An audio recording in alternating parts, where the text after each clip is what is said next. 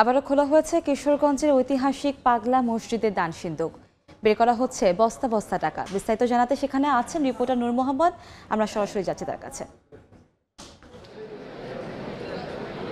যেন টাকার পাহাড়, বিশাল এলাকা জুড়ে সবাই ব্যস্ত টাকা গণনার কাজে। এটি কিশোরগঞ্জের ঐতিহাসিক পাগলা মসজিদের দানের বাক্স থেকে পাওয়া টাকা গণনার দৃশ্য।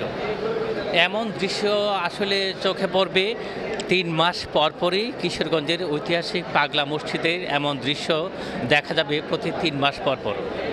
আজ এই প্রায় ৩.৫ মাস পরে আজ সকালে কিশোরগঞ্জের পাগলা মসজিদের ১১টি দান বাক্স খোলা হয়েছে এবং এই দান বাক্সগুলো খুলে এখন চলছে টাকা গণনার কাজ।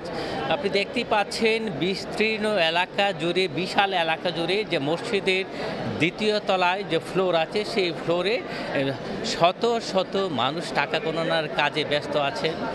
আজ সকাল ৭টায় মসজিদের বিভিন্ন স্থানে থাকা ১১টি দান সিন্দুক একে একে খোলা হয়।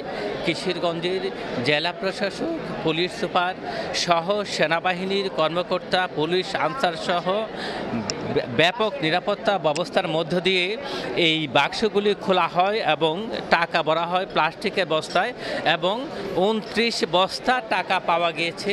আর এই ২৯ বস্তা টাকা গণনার কাজে এখানকার যে পাগলা মসজিদ সংলগ্ন যে হাফিজিয়া মাদ্রাসার শিক্ষার্থী, জামিয়া ইমদাদিয়ার প্রায় ২ শতাধিক শিক্ষার্থী এবং ব্যাংক কর্মকর্তা, মসজিদ কমিটি সহ প্রায় ৩০০-এরও বেশি মানুষ টাকা গণনার কাজে ব্যস্ত আছেন।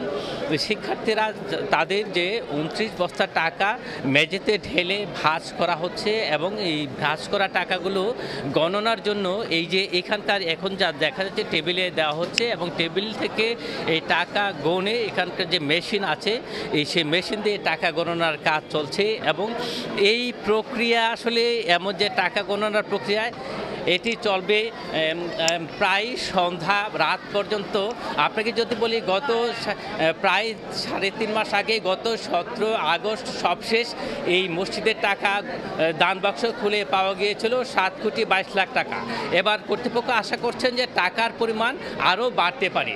তো কিশোরগঞ্জের পাগলা মসজিদ থেকে টাকা গণনার আমার কাছে এই ছিল সবশেষ। আমরা সরাসরি যুক্ত ছিলাম কিশোরগঞ্জ থেকে।